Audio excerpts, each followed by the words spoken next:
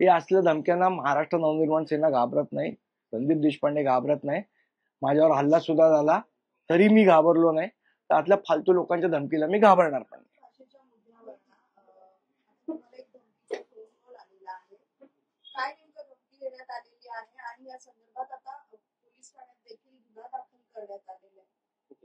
नाही, काल रात्री 10:15 वाजता मी जेव्हा माझ्या घरी होतो त्यावेळेला पहिला फोन आला आणि नुसत्याच शिव्या घालत होता. त्याच्यानंतर पुन्हा एकदा त्यांनी फोन केला. त्यावेळेला मी त्याला मी आता कॉल रेकॉर्ड करतोय आणि मी कॉल रेकॉर्ड केला.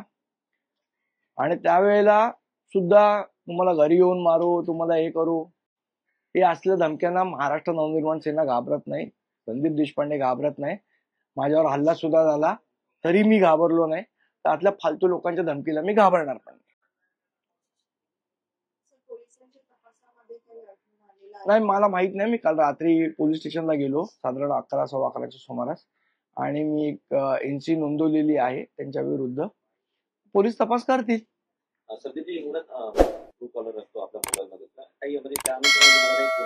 माझ्याकडे नाहीये ट्रू कॉलर. टोन कसा होता समोरच्या व्यक्तीचा बोलण्याचा, म्हणजे तो मराठी की अमराठी? मला वाटतं ती क्लिप तुम्ही सगळ्यांनी ऐकली आहे त्यामुळे टोन तुम्हालाही माहिती आहे कुठला होता तो. तुम्हाला कोणावरती संशय आहे? असे फालतू लोक बरेच असतात, त्यातला एखादा फालतू माणूस असावा असं माझा अंदाज आहे. तर पोलीस करतील तपास. मला वाटतं पोलिसांनी तपास करेपर्यंत आपण थांबूया. महाराष्ट्र नवनिर्माण सेना नेहमीच मराठीच्या भाषेवर आधारित राहिलेली आहे आणि अशामध्ये गेल्या काही महिन्यांपासून किंवा काही दिवसांपासून मराठी भाषेला होणारा अपमान हा राज्यात वाढताना, खास करून मुंबईत वाढताना. मला असं वाटतं की याच्यामध्ये हा तपास केला पाहिजे. कोणी जाणीवपूर्वक मुंबईचं, महाराष्ट्राचं वातावरण बिघडवण्याचा प्रयत्न करतंय का, जाणीवपूर्वक या गोष्टी केल्या जात आहेत का, याचा सुद्धा मला असं वाटतं तपास आपल्या सगळ्यांनीच करायला पाहिजे. माहित नाही मला. आता पोलीस तपास करतील तेव्हा कळेल. झालं, याच्यावर काल बोललोय. रोज रोज काय बोलायचं त्याच्यावर. काल आमची एनसी केली, एनसी घेतली.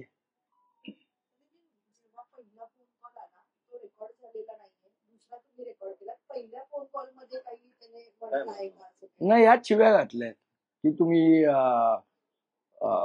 माहिती. आता मी चॅनलवर सांगणं पण योग्य नाही अशा पद्धतीची भाषा होती. नाही नाही. सातत्याने मराठी भाषा असेल, मराठी महाराष्ट्रावर असेल, कुठेतरी कोणाचं पाठबळ आहे काय? मला वाटतं याचा सगळ्यांनीच आपण विचार केला पाहिजे की हे जाणीवपूर्वक घटना मुद्दाम केल्या जात आहेत, का केल्या जात आहेत, याचा तपास झाला पाहिजे. हो, माझं त्यांच्याशी बोलणं झालंय आणि मी त्यांना कल्पना दिलेली. मी भेटीन आता त्यांना 11 वाजता. फोन करणाऱ्या व्यक्तीची ओळख पटली तर पोलीस कारवाई तर करतीलच, मात्र मनसेची काही वेगळी भूमिका पाहायला मिळणार. ओळख तर पटू दे. ओके, मनसे स्टाईल वेगळं काहीतरी दिसून येईल का? ओळख तर पटू दे, मग बघू. मला माहित नाही. पोलीस तपास करतील. मला वाटतं त्यांचं कळेल ना. आता खूप बोलणं प्रीमॅच्युअर ठरेल.